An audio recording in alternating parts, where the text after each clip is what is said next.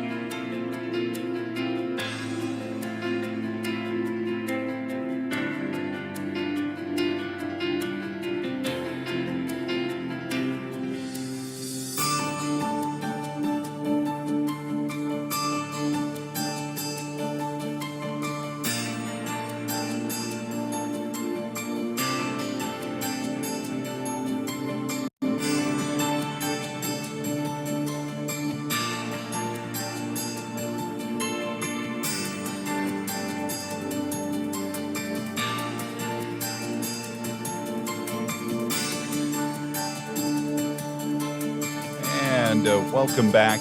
And thank you for allowing us into your streams each and every afternoon. You may be saying, hold it, Joe. I distinctly remember there being a show yesterday. And you know you're not having a Mandela moment, and we will explain that in due time because there was a pool. You may recall the first broadcast of this show. Nikki Lewis, who was a longtime partner of mine in this affair, this afternoon constitutional, in its first iteration, said that there was a pool as to how long we were going to remain on YouTube. Well, I apparently still have 3 strikes, but I've had my warning, and that's where the show went yesterday. Hopefully, the same thing does not befall our show today because we have a terrific show, and we're going to start off with indoctrination on the university grounds of America with the author of a book called Brutal Minds. He is Dr. Stuart Ridgley. Dr. Ridgley, thank you for joining us, sir. How are you doing today? I'm doing fantastic. Thank you for the honor and the privilege of talking with you and your audience there in Charlottesville. I was in Charlottesville many years ago to attend a football game, the oldest football rivalry in the country, North Carolina versus Virginia. Yes. So I have fond memories. Well, Well, not so we lost, so not so fond memories. Yeah, and that's a crapshoot a lot of times. Stanley, so talk about the book. It's called Brutal Minds, and it's about the indoctrination that goes on our campuses. You mentioned the University of Virginia. I opined the other day that there's a certain amount of irony that if Thomas Jefferson is erased from U.S. history, it will be at the hands of the very university he created. And talk about how this has metastasized and gone from free thought to no thought. Well, it's a big story, and it stretches nationwide and affects almost all universities and college campuses, with a few exceptions of the ones we're very familiar with, Hillsdale, Grove City, and such like. But I noticed that there was a huge gap. I wrote this book. There's a huge gap between what people think is going on the college campuses and what is actually going on. And I'm not talking about the outrages that we're all familiar with, Hmm. such as what happened at Stanford with the shouting down of the judge and Riley Gaines being attacked at San Francisco State University. But instead, what's going on the campuses on a daily basis, and not necessarily by the faculty, but by a bureaucracy known as student affairs, which runs a parallel curriculum called the co-curriculum with fake instructors, fake faculty, fake courses, and even fake transcripts. My And what, gosh. yeah, yes, and what they do in these uh, now, not all of this is brainwashing. Some of it's actually here. Here's dorm assignments. Here's career advice. But there's a large portion of this that I chronicle in Brutal Minds of basically in left-wing indoctrination of a neo-Marxist sort. And when I say brainwashing, I'll get to that in a moment. I mean literally brainwashing, not the Manchurian Candidate version of the flashing strobe lights and the hypnosis and that kind of thing, but really what brainwashing consists of, which is the psychological manipulation of students and certainly some faculty and staff, and utilizing behavior modification techniques designed to attack a person's sense of self, sense of identity, designed to uproot a person's belief system and replace it with a new belief system that is selected by the facilitator or faculty member. Oh, yeah, now you're talking about stuff that I mean, it sounds like something from a Lethal Weapon movie. You know, Mel Gibson is in the basement and the Well, guy's beating on him until he agrees to go along with their plan. mhm. You know, this is that really what's going on, or is it more psychological torture, isolation? You Well, know, and some of the stuff that we saw in Southeast Asia back yeah. in the '60s, the Hanoi Hilton and all that. Yeah, well, I'm not talking about the literal communist, Chinese communist, North Korean type of brainwashing involving physical incarceration and pressure. We live in a democracy, a republic, thank goodness, and we have those pesky individual rights, which requires the brainwashers to back off and introduce a new step, a preliminary step to what is ordinarily a three-stage process, and that is deception, that is masking, that is to get students who are frightened in their first year of college. Hmm. This is their word, not mine, frightened and interested in learning something new, and to deceive them by getting them to play games, by soliciting their trust, quite explicitly soliciting their trust by what cults do in America, which is love bombing. I refer to the love bombing of the Unification Church, commonly called Moonies. The idea of providing a warm, accepting atmosphere and then encouraging the students to, and I'm quoting them, make yourself vulnerable to what we're about to introduce you to. And then they embark on a three-stage process of attacking the person's belief system, attacking a person's sense of self, dislodging that, decoupling a person from his roots, or his or her roots, Hmm. trying to deconstruct the relationship with parents and friends to cut that umbilical, and then replace it with a belief system that is grounded in crypto-Maoist theory generated by Paulo Freire and the neo-Marxists of the Frankfurt School of Critical Theory. And then they engage the student in the final stage, uh, lots of activities designed to prevent the student from backsliding into the old belief system. And this process I just described is clearly laid out in brainwashing manuals. I own many of their key sources, primary Hmm. sources. I have one right here I can show you. This is a brainwash manual right here called Teaching for Diversity and Social Justice. It's come out in successive editions. This is the first edition. I own them all. I monitor the changes in the language that they use. And it clearly follows this three-stage process along with that preliminary stage of deception and masking and making yourself vulnerable. The goal of all this is to transform the student into an organ or an instrument of the furthering of collectivist ideology. Frederick Jameson, when I was at Duke University, Frederick Jameson said this. He's a committed Marxist. He said the purpose of college is to train cadres for the struggles of the future. And he was talking about Wow. that, and that's a quote. That's a direct quote. And I think you're familiar probably with Herbert Marcuse's Hmm. admonition that the long march through the institutions that appeared in his book Revolution and Counter-Revolution in 1972, that they're going to take over democratic countries by occupying the institutions and turning them against the actual the actual purpose of what they were created for. And what we're seeing now is the living, breathing, corporeal, tangible results of fruits of that project. Well, Stanley, and we're visiting with Dr. Stanley Ridgley. His book is Brutal Minds, and how your children get turned on you. And I hear testimonial after testimonial of parents whose kids go off to school and they come back, and they weren't even particularly ideological, and they hear it just all of a sudden coming from them as if they've put on NPR or something along those lines. And talk about the Orwellian use of language. I think that falls under what you're talking about, masking, where they talk about social justice. Joe, how could you be against justice? And when the outcome of their behaviors are anything but just, Stanley. Well, yes, of course, no one's going to invite you into the room and say, "Hey, we're going welcome to our brainwashing session." No, that's going to happen. Joseph Brodsky was a poet from the Soviet Union who defected to this country. Gave a commencement speech to Williams College, in which he said, good and evil. Evil will not announce itself coming over the threshold as, "Hey, I'm evil. I'm here to corrupt you."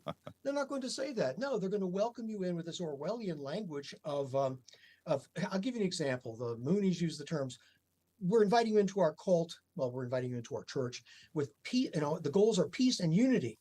And Hmm. colleges and universities say, well, inclusion and belonging. I hope that you see the relationship, or see the consonants of those, the peace and unity over here with the cults, and inclusion and belonging over here. Who could be against that? And you're exactly right. How folks will attack you, Joe, is saying, well, who could be against social justice? Well, this is what the brainwash is called in the colleges and universities. It's called social justice education, and they're designed to, as I said, attack students and then bring them along on a conveyor belt of conversion. The metaphor is not mine. This is what they talk about. It appears in the work of Janet Helms, Beverly Daniels Tatum, Daryl Wing Sue, and these are all chronological, that all talk about, and I'm referring now to not just white students, but all persons of color who happen to believe that this type of society that they say we have of oppressors and oppressed, well, that's not true. And if you're a white student, well, you're brought along this conversion belt of the conveyor belt of conversion to reach a state of critical consciousness. And if you happen to be a person of color who doesn't believe in the sauce that's being sold here, well, you have to be brought along as well, because you have internalized your oppression and you have to be liberated. And the end goal is critical consciousness. If that sounds familiar, it's because it comes from Marx's notion of class consciousness, and it's been converted to accommodate not just class, but race and gender. And so if you have you and I have false consciousness, and have to be moved along this conveyor belt until we achieve what they call critical consciousness. And this is the goal of social justice education. It sounds so dehumanizing, and de-individualizing, and it is, as you said, they prey on kids who are away from home, and they've Mhm. had people taking care of them for a very long time. So the Mhm. daunting feeling is, oh gosh, I'm in this place all by myself. Oh, they're going to help me. Oh, thank goodness. So Mhm. I want to go back a second, and I'm going to play a role here. People watching at home saying, "Oh my gosh, that doesn't sound like a guy who would host a show like the Afternoon Constitutional." I'm going Right. to play the role and say, "But what's the matter with communism, Stanley? What's the matter with everyone having the same? What's wrong with that? Why would that be something that a student would be against? Why would that be something should be concerned about in our future, Stanley? It sounds like it's a wonderful utopian pursuit." Well, you have to address that's really an economic question, because Marx is an economic system, and it's involving the idea of ownership, that we should all own equal amounts of whatever resource that we're talking about. The problem with that, and this is one of many, many problems, is that as soon as we do this redistribution and everyone has the same, what we find is that some people are frugal, other people are profligate. Some people are gamblers, other people are going to build a business.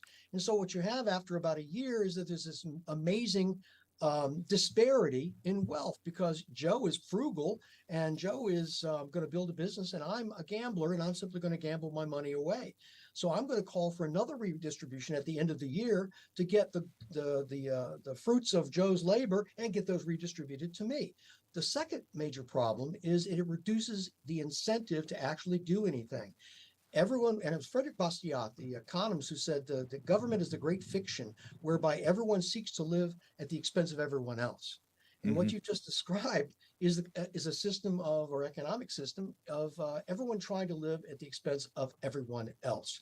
And we've also seen the practical aspects of this type of system in the 20th century with the great communist slash socialist countries that have that ended in dictatorship, that ended in the butchery of literally millions of people. Stalin killed more people of his own people than Hitler killed of his own people. Mao is probably the greatest butcher. Mao Zedong's the greatest butcher in history, and he did it in the name, and I mean this literally. He did it in the name of social justice. Right, This is something. right. Yeah, this is something. You talk about Orwellian. I'm not sure why social justice hasn't been debilitated and abandoned, because social justice is exactly what Lenin used. Lenin used the Hmm. term. Stalin used the term. Mao used the term. Every single collectivist does this because it's the only way they can sell their hooch or their brand of totalitarianism. Stanley, and when Marx himself says in his manifesto that necessarily some people are not going to go along and will have to be removed, and you say, well, how do you build a society whose main constructing document says some people are going to have to be removed?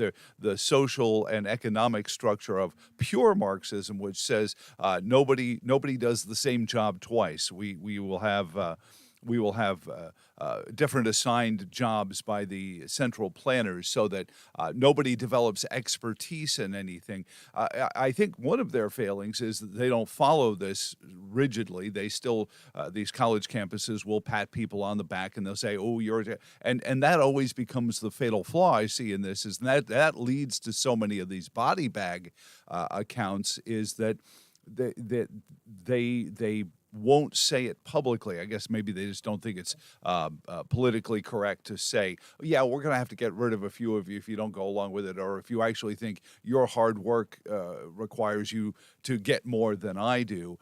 Is that one of the problems with this, with college kids, and maybe the opportunity for conservatives to get back in there and say, you worked pretty hard. Shouldn't you be rewarded for your efforts?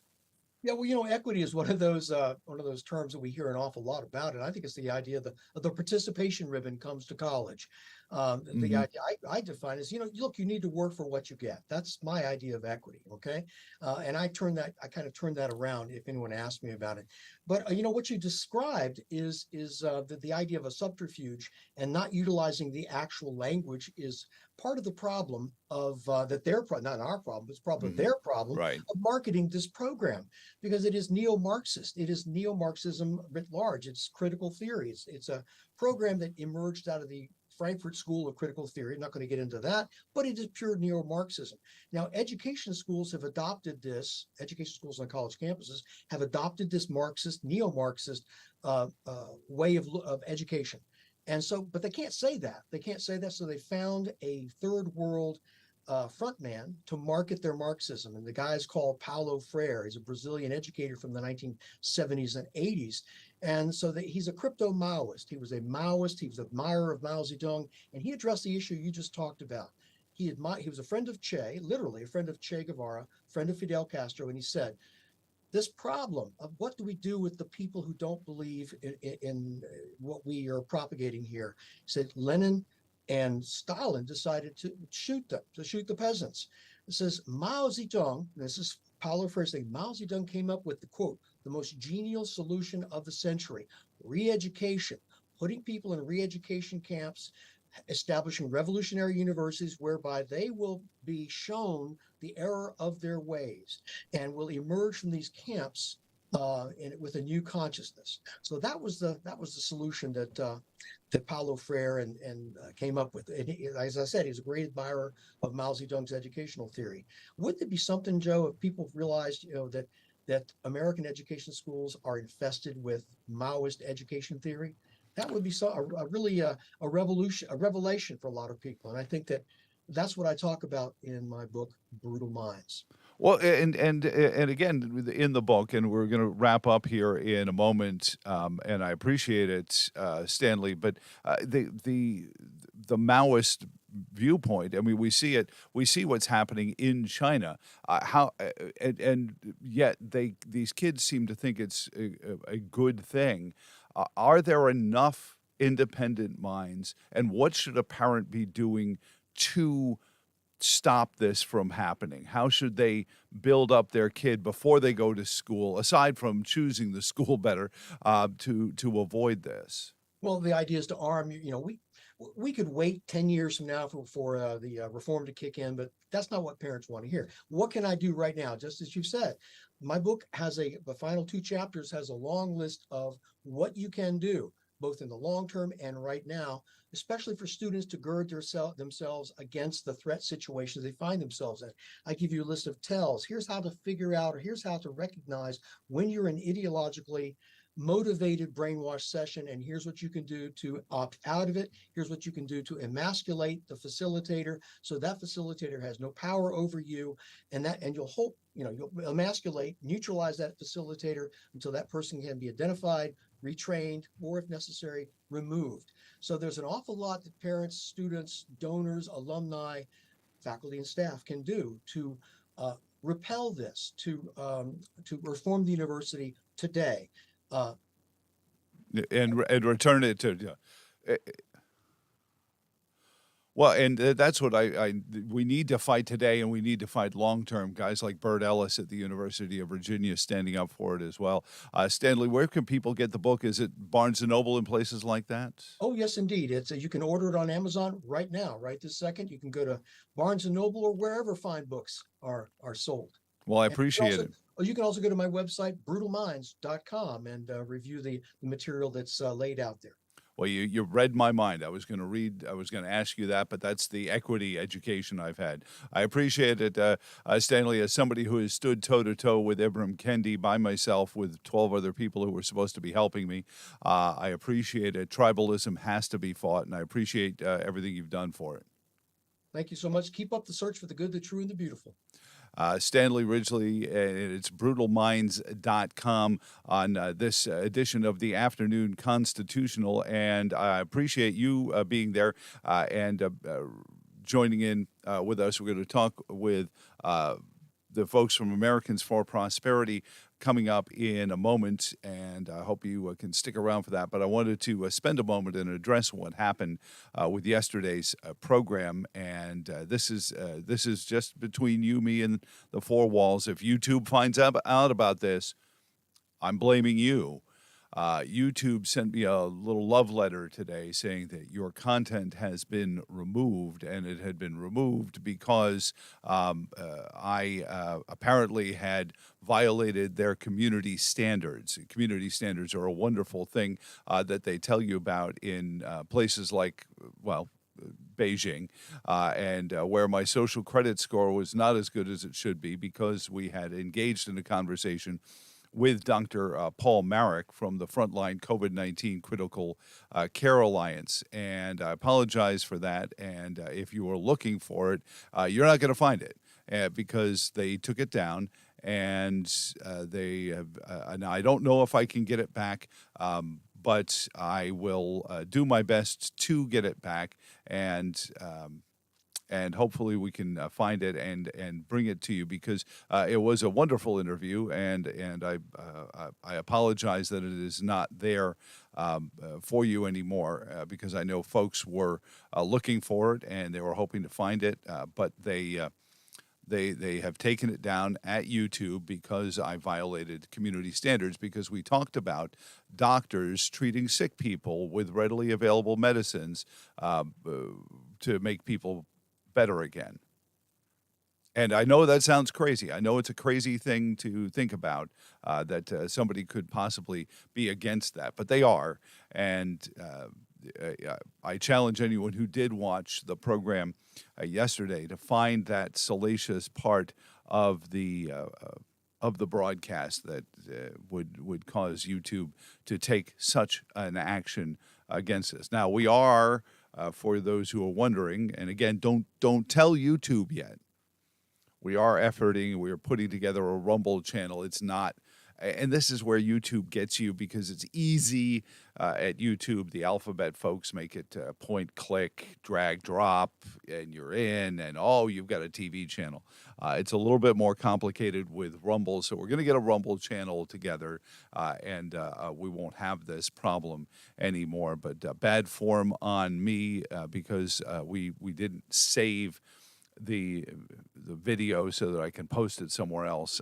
So hopefully I can find it when I go through the review process. I'm getting some ointments together so that when we go through whatever this review is that YouTube is promising us and the alphabet folks. I don't know if you saw this, and while we're waiting for CJ from Americans for Prosperity, they have an event coming up tomorrow with the Attorney General that I wanted to give him some time to tell us about. And we're also going to visit with Wayne Cruz, the amazing author of 10,000 Paper Cuts and the 10,000 Paper Cuts. What am I talking about? 10,000 Commandments. 10,000 Commandments is the chronicle of all of the regulatory state. He basically writes the book of the swamp. It is the book of the swamp. It's 10,000 commandments, and it's there for you. You can check it out online at cei.org. There's usually quite an easy link to it there, and he's going to be joining us at 3:30. But I don't know if you noticed this story out of Washington. Do you remember, and you may not have this kind of memory, but I do, and I recall that there was a time when whistleblowers were considered heroes of the Republic. Heroes of the Republic, give them a medal, have them march down the aisle with the Wookiee, because heroes of the Republic would come in and say, hey, I was walking down the hall, and I heard a guy in an office with the door was open a little bit. And I heard him talking to another guy on the phone about an email that the third guy had seen and told the other guy about. And I think it was about that phone call with the Ukraine. You recall that was what we considered high heroic behavior. I mean, that was up there with the folks who suffered through the winter at Valley Forge. But be that as it may, now apparently whistleblowers are evil incarnate. They're only doing it for the money. And this IRS whistleblower who are saying that President Biden is influence peddling at the IRS. We never would have seen him do that. I wanted to see if there was any security camera of him sitting down saying, I got this briefcase full of money. No, we've never heard the president say, I got this briefcase full of money. And if you don't get right with me, I'm out of here with the briefcase full of money. You choose. Either get rid of the prosecutor, and then again, SOB. They got rid of the prosecutor, and they got a guy that worked with us. He was a good guy. He was on the team. That would never happen. Of course, it did happen in Ukraine with the president. So the idea that this whistleblower must not be believed is kind of crazy to me because I would find it very difficult to believe that the president would do such things in defense of his son. But he might do it in his defense of himself. And we hear that the president is probably going to announce his reelection campaign next week. And will tell everyone that he's running for reelection. I'm very compelled to see presidential debates between Robert F. Kennedy Jr. and Joseph R. Biden. Now, I have wonderful video. If you've ever seen the documentary that was done about Clarence Thomas, Supreme Court Justice Clarence Thomas, they go back in time to the Anita Hill hearings. And there are some, what's the right word? Cringeworthy moments with then Senator Biden as the chair of the Senate Judiciary Committee interviewing Clarence Thomas about the allegations regarding Anita Hill. And Bobby Kennedy Jr.'s uncle is sitting there, and I see him at one point just do this. And I said, if you can make Ted Kennedy facepalm on the dais at a Senate committee hearing. You have done amazing things. So the president, even through his time, has a long history with the Kennedy family, and they bumped heads a few times in the Senate. So it'll be interesting to see Bobby Kennedy Jr., who has been an outspoken, liberty-minded Democrat when it comes to medical independence, medical privacy, and all of that. He has been an outspoken leader in that, especially as it comes to vaccinations and individual sovereignty. So I would pay money. Now, for those who say, well, gosh, it's Bobby Kennedy. We never got a chance to vote for his dad. This will be our chance for a make good.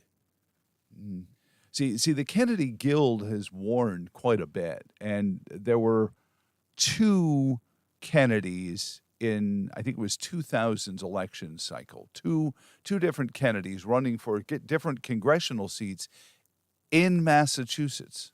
And there have been members of the Kennedy family that have scattered themselves around the United States and shown up in states, various places. I don't think Bobby Kennedy Jr., Robert F. Kennedy Jr., is in Massachusetts anymore anyway.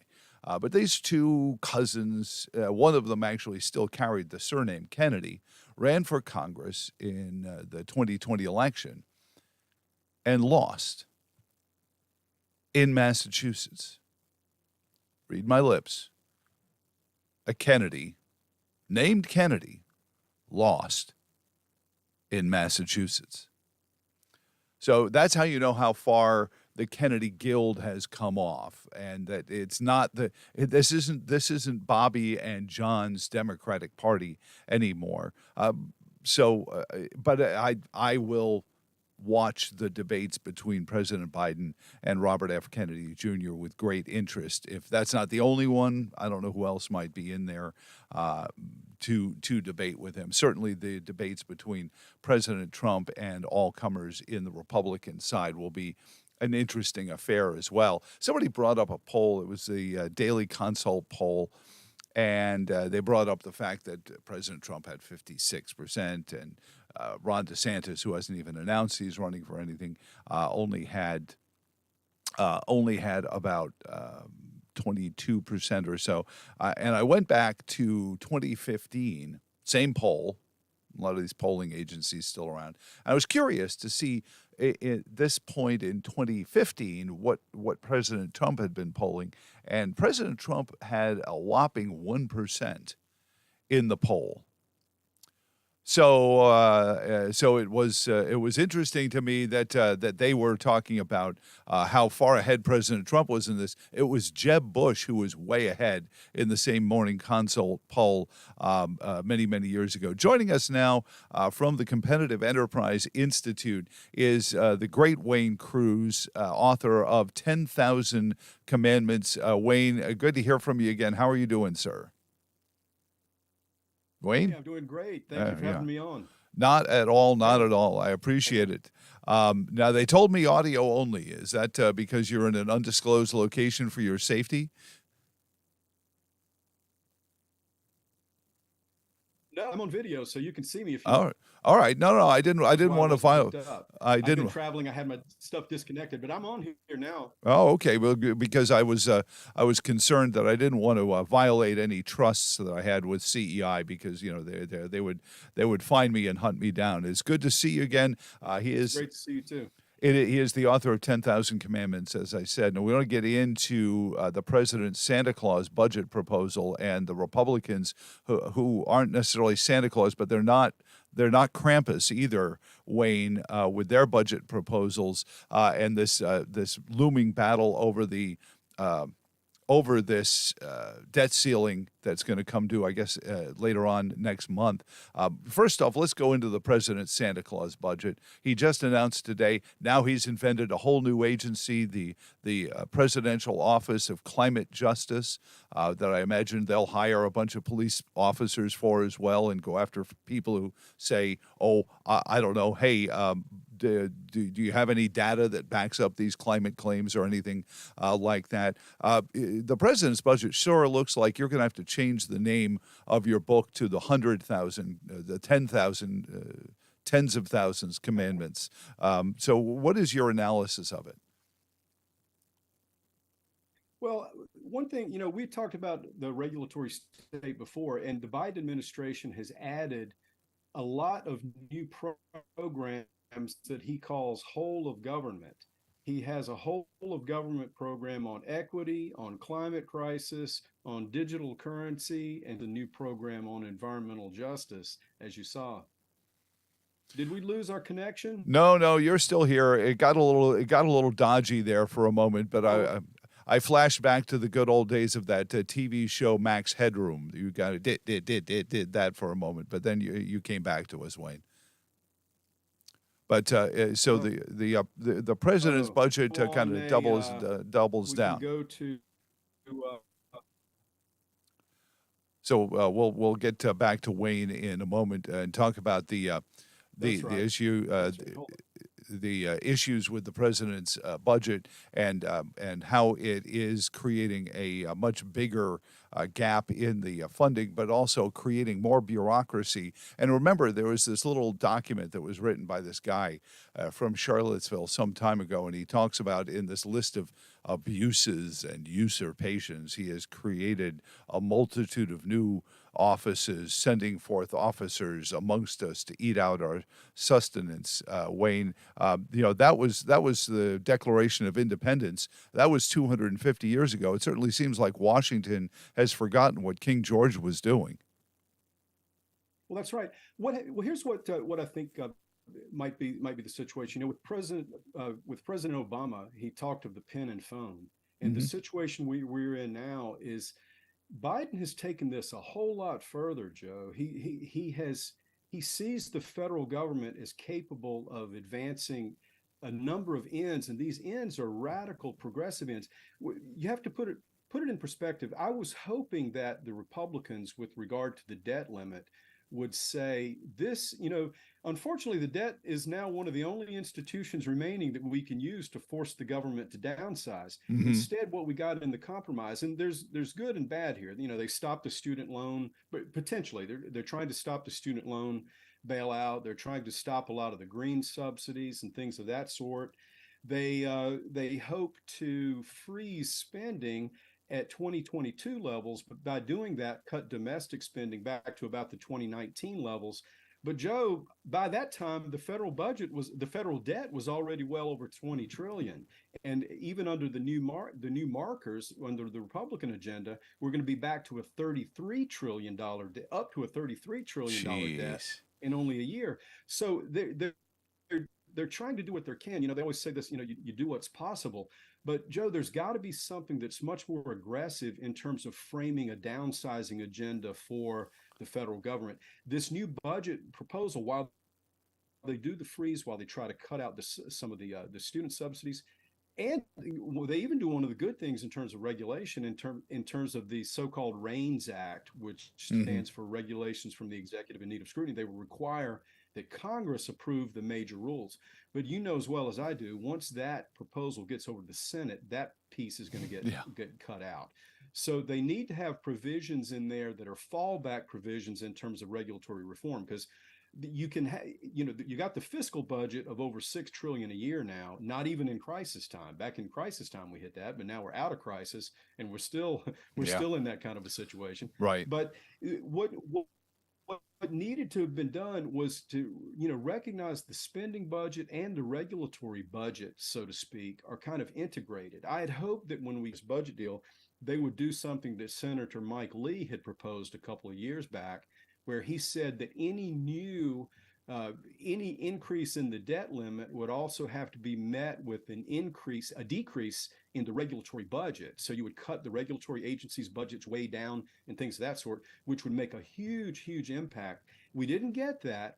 But let me just point up some of the danger that we're in because we don't have that broader agenda. Mm-hmm. You and I have talked about the abuse of crisis that's occurred. Rahm Emanuel said, "Don't let a crisis go to waste." And Yep. in a way, the debt limit crisis was the chance for the Republicans to say, "Hey, this time we're not going to let the crisis go to waste.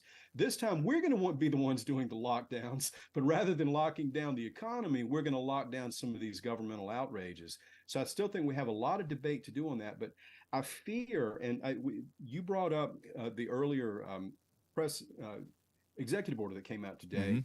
That's being announced. There's a fact sheet out yet that I took a quick glance at before you and I got here on the phone. But this one is on environmental justice for all Americans. And this is the federal government's big effort to integrate equity, justice, not equality of opportunity, but equity and justice into every single thing the federal government does. So you got, from Congress, you've got a few dozen laws every year. Then we got 3,000 regulations, but then we've got all of these guidance documents that the agencies are putting out. And now Biden is enlisting not just an agency, tasking one agency, he's getting them all to collude. This is the same government supposed to hate antitrust, right? Yeah, right. Except ours. The federal government, the biggest purchaser on earth, the largest employer in the United States, all of its agencies are now going to collude to impose these new standards that Biden is talking about today.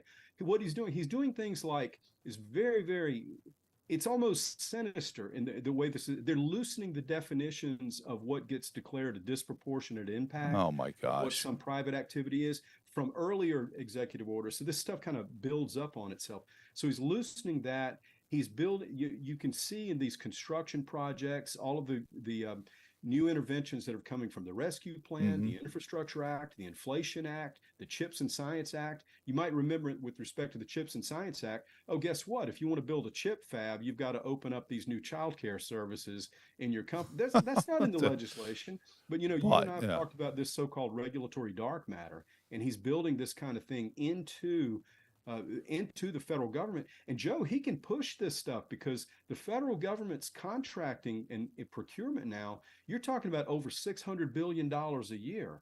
And if you're a major contractor, you're fine with that. But if you're small businesses, you happen to have a little bit of government business or you deal with a contractor, you're going to get roped into this stuff too. And today's executive order, which is really going to color these debt ceiling negotiations and the way this thing goes. Today's executive order builds on one that he put out a week ago, following up on his repudiation of Trump's regulatory reform plan. But he's put out a new executive order this past week called Modernizing Regulatory Review. And in that, he's basically saying, we've talked about, well, it's a good thing, we might have 50 to 2,000 federal agencies. Nobody really knows the count, but at least we did have the OMB reviewing regulations and doing cost benefit analysis. They counted them. They didn't do anything with them. Allegedly. Yeah. Well, now the OMB with the new executive order last week, and now it's been extended by what happened today, is enlisted not in supervising regulation, but in working with agencies to pursue net benefits, in quotes, as the progressives see them. So this is a major expansion in government, in my view, in the way I interpret all of these actions. Well, Wayne Cruz is on with us, Competitive Enterprise Institute, author of their annual report, 10,000 Commandments. Wayne, and I'm listening to you, and I can't help but think of all these different programs and investigations into hate crimes, racism, and all of these things that they claim to, we're going to get a commission together and we're going to find all the police brutality, or we're going to find the institutional racism, and then a year later they haven't found any, so they lower the bar, and then they still don't find any, they'll lower the bar some more. That sounds like what the president has done with this. But I want to bring in the Supreme Court ruling in West Virginia versus EPA that seems to say that doing anything contrary to the REINS Act and probably including taking the reins out and tearing it up, would be patently unconstitutional. Am I misunderstanding what the Supreme Court told the government is that you can't just say to an agency, I want you to clean up the Chesapeake Bay, and then they get to write all the regulations. You and I have chronicled that forever, but the Supreme Court said no more of that. Yeah, well, the notion in the Supreme Court decision and in what some are hopeful that the court will do in terms of regulatory oversight is this idea that whenever there's a major question that needs to be dealt with in some particular regulatory matter, that Congress will need to weigh in. It can't just be up to agency discretion. And similar to that, in the Chevron doctrine, the notion that agencies can do their own interpretation as long as it's a reasonable one. Well, the problem is it's not as if the federal government is just picking a national bird anymore and leaving us alone. It's doing a whole heck of a lot of things in the economy, in the environment, and the changes that have happened. This is what I want. The Supreme Court decision is right, but the problem we have now is that it's not just the administrative state that's going off the rail. Even Congress empowers the care. Oh, we're losing Wayne here. I think we lost his audio there for a moment. Let's see if we can get him back on with us. Wayne Cruz and his incredible work at the Competitive Enterprise Institute on this very issue, which is just the capture. And I was curious, Wayne. I was huge. We lost your audio there for a moment there because the regulators of our free government internet said maybe we need to throttle them back a little bit. But your bit rate is good again. I've had the internet doctors say your bit rate is back up to where it should be for a healthy man of 85. So I want to ask about one of the places where we might be able to pare back this bureaucracy is just in the Human Resources Department. I mean, I look at the multitudes of people that work in these agencies. In these cutbacks, could Kevin McCarthy and the Republicans just say, hey, listen, you need to cut payroll by 50%? Wouldn't that make a dent? Well, it might be that one of the big changes that could be made is to say we're not going to appropriate the only thing that can be done, because unfortunately it looks like the ability to pass any kind of regulatory reform like that, Joe Biden is going to veto. So the Congress will need to do some aggressive oversight hearings in this new environment. I think a lot of that can take place with respect to OMB's attempt to it's bureaucratese, but there's something called Circular A4 that OMB does where it lays out principles by which it's going to do regulatory impact analysis. Biden wants to change all of that and loosen it in the ways that I talked about a little bit earlier. So one of the things Congress can do is withhold appropriations. That would be something important to do. A lot of heavy oversight hearings in terms of what the administration is doing with respect to regulatory review, and then look at some of the things that might have a little bit of bipartisan pedigree. Guess what? 1 in, 2 out didn't actually come from Trump. That had been a bipartisan initiative way back. It was even Virginia's Senator Mark Warner who had been one of the supporters of that. Back during the Obama administration. Well, once Trump is in, they quit talking about it, of course, right? Yeah, he might have signed it, but right. That has bipartisan pedigree. So and we've talked about something called the GOOD Act, which stands for the GOOD Act, which stands for Wayne. It stands for Guidance Out of Darkness, and so it would require agencies. It would require agencies to put their guidance documents, what we call regulatory dark matter. The guidance, bulletins, notices, circulars, administrative interpretations, letters, all these sorts of things. They would be required to put those in a central portal. Trump did that by executive order. It's Out of Darkness Act that was proposed in 2017 was supported by none other than Kamala Harris, who was then a California senator. So our options are quite Awkward. limited. You know, but what I think is important for, say, the liberty movement, small L libertarians, conservatives, what have you, to do is lay the groundwork for making sure that when it is possible to make changes, that they can. So the GOOD Act is part of it. Even one in, two out is regulatory reduction commissions have Right. had bipartisan support. They don't have it now, and they won't have it if Trump is in. But certain external factors drive it, and the main ones that drive regulatory reform are the states and the governors and the small businesses freaking out. And I can tell you, it's not a trend yet. I've been looking, but you know, I put this report, 10,000 Commandments, together, and I was looking at some of the rules and regulations, and especially significant rules and regulations coming out since Biden has come into office. And I detect an uptick in unfunded mandates that are going to affect state and local. And this is prior to all of the big mega legislation of the past couple of years coming into full fruition. So there's going to be a big rise in state and local mandates, I anticipate, and you'll see a lot more small business complaints, especially in the wake of the things like today. If small business gets wrapped up into these equity, climate, all of these government meddlesome campaigns. Is it fair to ask, though, you know, we caught them with the ESG requirements through the Securities and Exchange Commission, so they had to backtrack a little bit on that. This sounds to me like the president just saying, okay, well, I can't do it cloak and dagger. I'm just going to come out and say I've got a pen and a phone too, and this is what I'm going to do with this kind of thing. Is that an overstatement? Not far be it for me to speak in hyperbole. It's not even an overstatement, because when Jen Psaki was there, she said Biden has plenty of ways he can work around Congress to get things done. And now that the newer press secretary Jean-Pierre is in, she says the very same thing. She'll talk about it with respect to gun interventions, or what can be worked out on climate, or even today. They fully intend to do everything they can. And they'll say it's within the law, but they don't mind stretching either. Like the definition today with respect to disproportionate impact, they don't mind testing the bounds. And you know, they've got the media on their side. They've got a lot of the courts, a lot of the judges on their side, and you know, they play a long game. That's why I say it's very, very important for the liberty movement to have something that's on equal par, making the case for ordered liberty, for extending the sphere of liberty and voluntarism, deregulation, job creation, all of these ways that present an alternative vision and show how the disparate impact is really coming from the federal government intervention.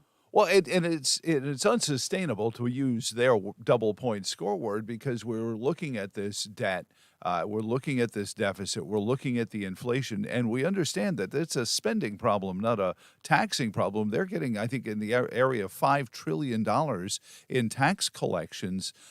We just had 16th Amendment Memorial Day the other day, and I understand it's going to be in excess of $5 trillion generated by an economy that everyone is saying is kind of slowing down. We're still generating a ton of money. Can't they just have that's all you got bill that says, okay, you got $5 trillion, deal with it? Joe, I missed most of your questions, because my connection was bad. The last part about the $5 trillion. Well, it'd be the idea that here's what you've got. You're not going to get any more. Restrict their ability to print anymore, so that we can actually just get back to what we generate as taxpayers and start there. Oh yeah, I think it's a big important thing to do. And we have so many good documents and so many good ideas out there to make these kinds of changes. I mean, Cato has been doing a downsizing government project for so long that the government, we wish we could get the government back to where it was the size when Cato started doing it. And same with yours. How many regulation really doesn't always work. I think we're losing Wayne's audio again. But how many years have you been doing 10,000 Commandments, Wayne? I know it's probably been 15 years you've been chronicling this.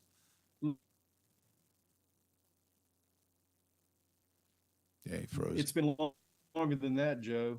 You guys are getting old. I've been doing the 10,000 Commandments report now since 90.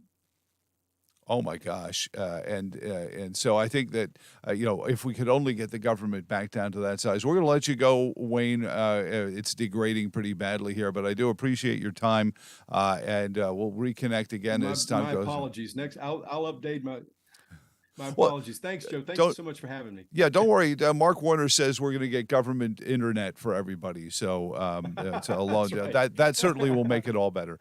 I appreciate it there. Thank you very much. You bet. Take care, my friend. And go to cei.org, and they will get you there, and they will get you set up with that. For us here on the Afternoon Constitutional, we were hoping to reconnect a little bit with CJ Sailor from Americans for Prosperity, but it doesn't look like we're going to be able to do that. So we're going to wrap up festivities for this week. Be back next week. We've got a busy week of things going on. We'll probably talk with CJ Sailor from there a little bit that way as well. Now let's see. Let's hold our see if the YouTube folks are okay with what we talked about today on the show, because they've already taken down one episode. We haven't had that many. I don't think I've had enough to cover all 10 digits yet. But we'll see if this one stays up as well. They might take it down just because we talked about YouTube and their internal policies. Who knows? But in any event, until Monday morning at 3. I appreciate all of you being on the receiving end of all this. So until Monday, hopefully, and then hopefully soon with an announcement about a Rumble channel. So long, and thanks for all the fish.